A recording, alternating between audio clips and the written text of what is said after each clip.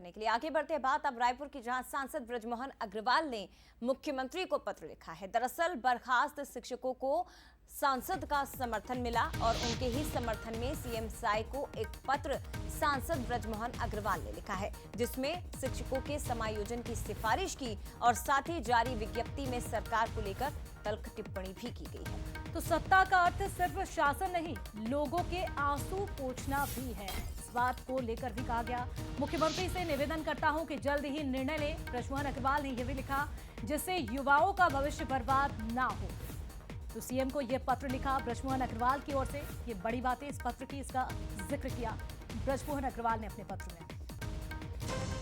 निश्चित रूप से जो हमारे यहाँ के 2600 से ज़्यादा ऐसे शिक्षक हैं जिनकी भर्ती नियमानुसार हुई थी, परंतु बाद में उसके नियम बदल दिए गए और अब उनकी नौकरी समाप्त किए जाने के कारण उनके परिवार के साथ में, उनके माता पिता के साथ में बहुत ज़्यादा मुझे लगता है कि कठिन और विपरीत स्थिति पैदा हो रही है और इसलिए सरकार को इस बारे में जल्दी निर्णय लेना चाहिए और हमारे पास में वो माध्यम है कि उनकी जो योग्यता है उसके अनुसार हमारे पास में पद खाली हैं, तो उन पदों पर उनकी भर्ती कर लें तो उनका भविष्य सुरक्षित होगा और उनका परिवार भी सुरक्षित होगा। तो सांसद ब्रजमोहन अग्रवाल को अभी आप सुन रहे थे, तो वहीं उन्होंने बीएड शिक्षकों के समर्थन में भी एक पत्र लिखा है। पूर्व मंत्री अमरजीत भगत का इसको लेकर एक बयान सामने आया।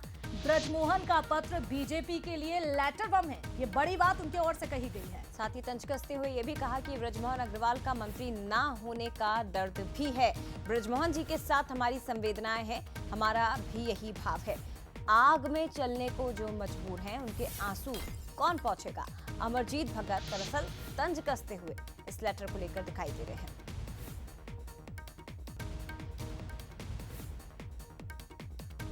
ये तो एक बहाना है, असल में लेटर बम है जिसको ब्रजमोहन अग्रवाल जी ने फोड़ा है।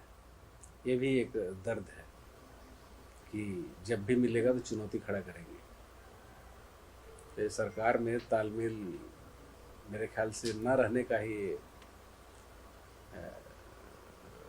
नतीजा है कि लेटर बम फोड़ रहे हैं। एकदम ब्रजमोहन जी जो बोल रहे हैं ना, हमारी पूरी उनके साथ संवेदना है और जो भाव प्रकट कर रहे हैं उसमें हम लोगों का भी भाव है।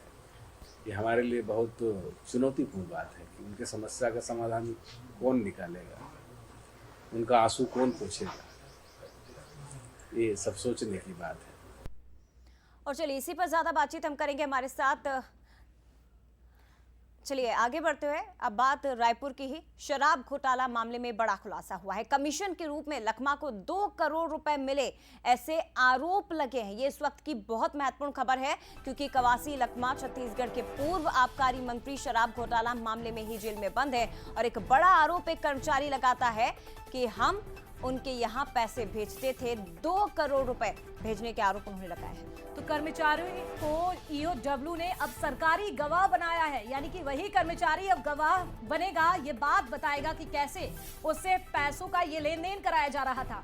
11 अप्रैल तक ईओडब्ल्यू की रिमांड पर फिलहाल कवासी लखमा है और 11 अप्रैल से एक बड़ा खुलासा हुआ है लखमा को लेकर। ये कमीशन गेम उनका सामने आया है। 2000 करोड़ से भी ज्यादा का ये शराब घोटाला है और इस घोटाले में एक नाम सामने आ रहा है कवासी लखमा का और एक बड़ा खुलासा कर्मचारी का भी सामने आया है। भ्रष्टाचार तो हुआ है और भ्रष्टाचार में जो लोग भी संलिप्त हैं उनके ऊपर कार्रवाई हो रही है।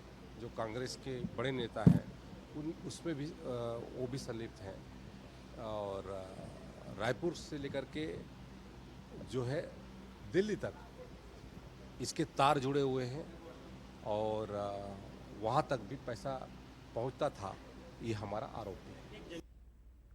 और इसी पर ज्यादा बात करेंगे, सीधे रुख करते रायपुर का। छत्तीसगढ़ स्टेट हेड आदित्य नामदेव जी हमारे साथ इस वक्त जुड़ गए हैं।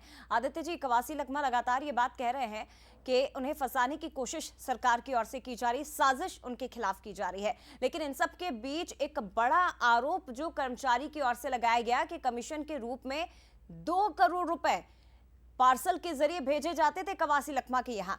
ये कितनी मुसीबतें उनकी बढ़ा सकता है?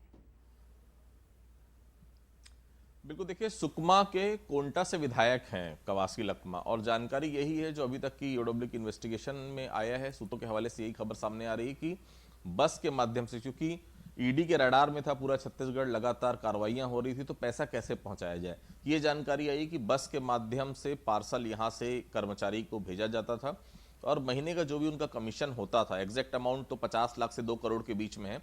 अब ये कवासी लखमा ही बता सकते हैं कितना अमाउंट मिलता था, नहीं मिलता था। लेकिन हाँ, जो एक्सेप्टेंस अभी तक हो चुका है आबकारी विभाग के एक अधिकारी के द्वारा कि पैसा उनको पार्सल के माध्यम से पहुंचाया जाता था। देखिए, शराब के नशे में सभी नेता झूम रहे थे उस समय, बात तो तय है। नकली होलोग्राम, 1 नंबर की शराब, 2 नंबर की शराब, ये डिब्बे में पैसा 1 नंबर का, शराब दुकान में दूसरा डिब्बा था, वो 2 नंबर का पैसा। तो पैसे की आवक जावक तो होती थी। और कवासी लखमा देखिए अनपढ़ जरूर हैं, लेकिन कवासी लखमा बेवकूफ नहीं, कवासी लखमा बहुत समझदार है। कवासी लखमा भाई 5-5, 6-6 बार का जो विधायक है, क्या वो ये नहीं समझता कि उसके विभाग में क्या चल रहा है, कहां से भ्रष्टाचार हो रहा है। अब पैसा अगर मिल रहा था तो सब आंख मूंदे बैठे थे, तभी तो अभी तक उसकी जमानत नहीं हो पाई। अभी तक जो लगातार उसमें जो नेता और जो अधिकारी जो फंसे हुए हैं, जो बड़े बड़े किंग पिन है, उसमें किसी की जमानत क्यों नहीं हो पा रही। कहीं ना कहीं तो दिक्कत थी। अब इस पूरे मामले को ईओडब्ल्यू ने संज्ञान में लिया है, ईओडब्ल्यू जांच कर रही है। और फिलहाल जो जानकारी सामने आ रही है, बस के कर्मचारी जिसके माध्यम से पैसा पहुंचाया जाता, उसको सरकारी गवाह बनाने की तैयारी ईओडब्ल्यू ने कर ली है। बिल्कुल, और ये खुलासा हुआ है आदित्य जी। हालांकि देखना होगा 11 अप्रैल से पहले क्या कुछ कहते हैं कवासी लखमा, क्या जांच में सहयोग करते हैं। बहुत शुक्रिया तमाम जानकारी साझा करने के लिए।